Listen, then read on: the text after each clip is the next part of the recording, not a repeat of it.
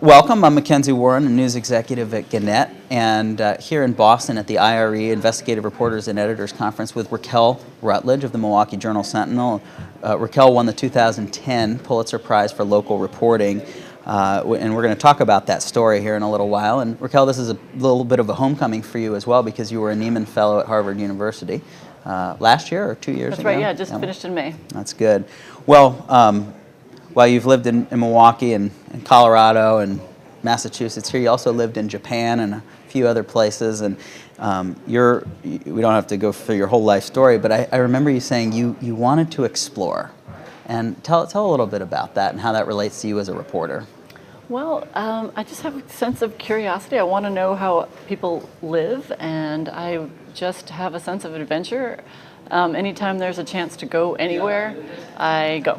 So whatever it is, if a friend was adopting a baby in Africa and she said, would you like to come? Yes, you're there. I would like to go, yeah, yes. I think that also, so that sense of curiosity carries over into my work. Sure.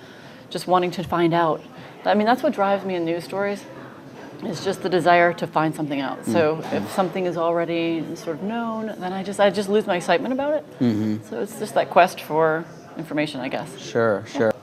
Let's talk about fishing expeditions. All right. As a reporter, you comb through documents and you look down blind alleys and in dark places and things like that. I want to know your process for finding stories that aren't apparent. I just read. I read trade journals. I read things that I'm interested in. It might be an obscure food magazine, food science. I just look for things that I'm interested in, and when I'm talking to people and listening, I'm always thinking, is there something more that I need to know? I'm curious, is there a story here? So just reading obscure and obvious things as well. You can find actually great stories in your daily paper when you read the story. Some of them are right in front of you. They don't, they might have the general news. Hiding in plain sight. Yeah, exactly. Yeah. Now, after you won the Pulitzer Prize, some people might think you would, only want to do the biggest, best, shiniest story. But in fact, in listening to some interviews that you've done, you crave that zoning board meeting or whatever else. Why is that? I'm not sure, but it's funny you should say that right now, because I'm just coming off the Nieman year, spending a year, studying, and I got back in the newsroom and I just said I need something to write, anything. I just want to go chase Exercise those writing muscles. Yeah, I just want to chase it out, and so that's where some of the good stories are too. Like in council meetings we talked about, there are stories everywhere you look, and they don't need to be. They're not. When we first started building our investigative team, I was kind of reluctant to even join it because I thought I have got a great gig doing what I'm doing now, which is just finding my own stuff, trend stuff, anything that goes on, and so the beat was pitched to me as sort of like a public investigator beat, which was consumer angle stories. A lot of journalists would say, oh, it's potholes or streetlights, and I don't want to do that, right? Well, that stuff matters to people. It matters to people.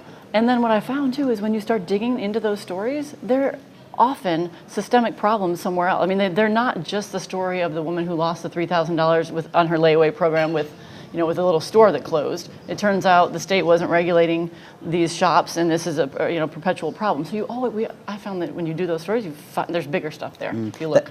That team that you talked about, Public Investigator, there were a number of blogs that spun out of that, and one of them was called Dogged. Yes. Why was it called that? Why was it called Dogged? Yes. Well, watchdog, dogged. We're determined, and we don't give up, and nothing is too small to look into. So that was a good place for people to come and say, we're here for you. We will investigate whatever it is, no matter what. And that's what we do. It reminds me of a conversation we had earlier about sometimes you just feel you're banging your head against the wall, and but you are actually getting somewhere. As an investigative reporter, and it's the late nights, and it's the 18th line item on the spreadsheet, and it's all those other things. So that's what I think of when I think of Dogged. Yeah, I mean, that's true too. It takes determination, and it's not. Yeah, you just got to keep after something, keep going, and yeah. You've talked about being on guard to not expect things to be black and white when you're an investigative reporter. Say a little bit more about that. Well, it kind of goes back to something you said earlier too, as far as banging my head against the wall and getting things done. I mean, I think a lot of the stories that I've written have had impact. what we look at as impact, which is laws have changed, people have gone to prison, all the things you think of when you think of journalism and impact. That stuff happens, but in reality, some of the problems still exist. So I think sometimes we're not getting at the real issue, things that people don't want to talk about necessarily, if it's race or poverty or things that lawmakers don't know how to get their arms around, so they have a knee-jerk reaction and they just respond, and we write about that. And I think we need to do a better job of getting at what the real crux of the issues are. And staying with it, going at it again and again. Yep. There is no end, is there? No. Well, one of the things that strikes me is the variety of investigations that you've done. Cashing in on kids is the story of a child care subsidy racket in Wisconsin that led to kids not getting the care they need and taxpayers being bilked of millions of dollars. But you also have investigated furniture store owners ripping off their customers, and science stories like too much mercury in sushi, or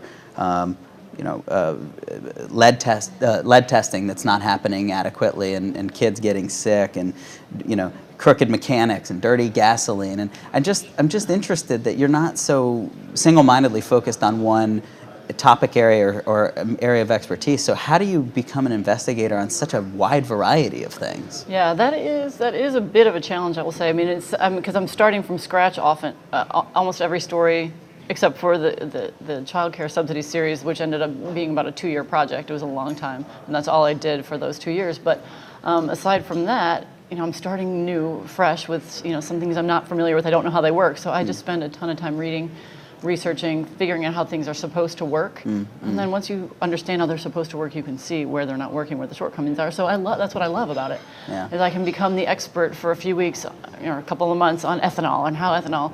The sad part is, if you ask me like 6 months later, oh God, I can't remember all the details. I was going to think you would be great at a cocktail party because you'd know a little bit about everything. Well, a little bit, yes. Yeah. I can't recall all the stuff that I once knew. Yes, so. Yes. Well, who among us can? Well, I just want to see. There's a few people here who have gathered who are interested in what you have to say, and I wondered if any of the 3 or 4 of you out here have a question you'd like to ask Raquel while we have her here. Yeah, Barrett Newkirk from Battle Creek, Michigan. This is a very basic question, but it's something I struggle with. As I'm working on projects and sort of juggling multiple balls, how do you stay organized when you're doing your research, when you're developing stories and so forth? That's hilarious that you're asking me that, because I don't know if you've seen any video. My desk is horrendous. It's a disaster. So is mine. So I need some help here. So no, yeah, I'm not really organized. I'm not a great person. It could be the blind lady in the blind here. It could be, but I can tell you what other people do that I work around that I know, because I see them and they're all organized and they use binders. They put their material, or if you're organized on the computer with Document Cloud, and you can keep, if you don't have to have the paper stuff, you can have it organized that way. But binders our newsroom is going crazy over binders right now. The word has spread, and so everyone's taking the time to do the 3-hole punch and organize things that way. It's a binder revolution. And then it is. And then also just taking your notes in Excel. Some people are doing that now, and I don't do that, but keeping your source lists in Excel, and then taking your notes that day, so you have a record of the day and the time and the phone number you talked to that person, and so you can update every day what you did on that project, so you know where you were, and just kind of keep track of all that. Not my strength. Now, Raquel, one of the things you're keeping track of is other things in your life. You're actually a part-time reporter, although I'm sure if we counted up all the hours, you wouldn't meet the part-time definition. But I think that's kind of awesome that a part-timer could have done this 2-year investigation that won the Pulitzer Prize. You're juggling. You've got kids, and you're going to baseball games, and you're busy throwing out the first pitch at a Brewers game. Gosh, that's a pretty good pitch. I'm right down the middle. I do say so. You're like a lot of our reporters and editors, that you've got a full life that goes beyond just the job description that you have. So talk a little bit about the ways that your editors and colleagues at the Milwaukee Journal Sentinel have worked with you so that works. Yes, they are instrumental in making that work. They are flexible with my hours. I've basically set the times, the days that I'm going to come in, and they've known that from the get-go. They have been open to that. They're very good at being accommodating to families, and they've just trusted me. So, when I need to do an interview and I need to do writing, I say this is what I'm doing today, and so I'm accountable. But it also, if you're producing stories and they're working out, then it's been great. So it's been key to have them on board with that, because when I first started, they actually wanted me to work 3 days a week, and they said all their part-timers work 3 days, and this is years ago. I said, no, I only want to work 2. My kids were smaller, and I said, no, just 2 days. And they bent over backward and said, all right, we'll let you just do the 2 days. So that's been helpful. And then I also have family in Milwaukee that helps with the children, so I don't feel like on those late nights when I am there until the wee hours, they're with their grandparents. And one key thing you said to me is that you don't have to reckon with guilt, whether it's coming from your family or from your employers or from your coworkers, because everybody's, you talked about accountability. Everybody knows what you're doing when you're doing it, and that, I mean, Barrett, that's kind of to the organization question a little bit too. It's just having everybody know what to expect, isn't it?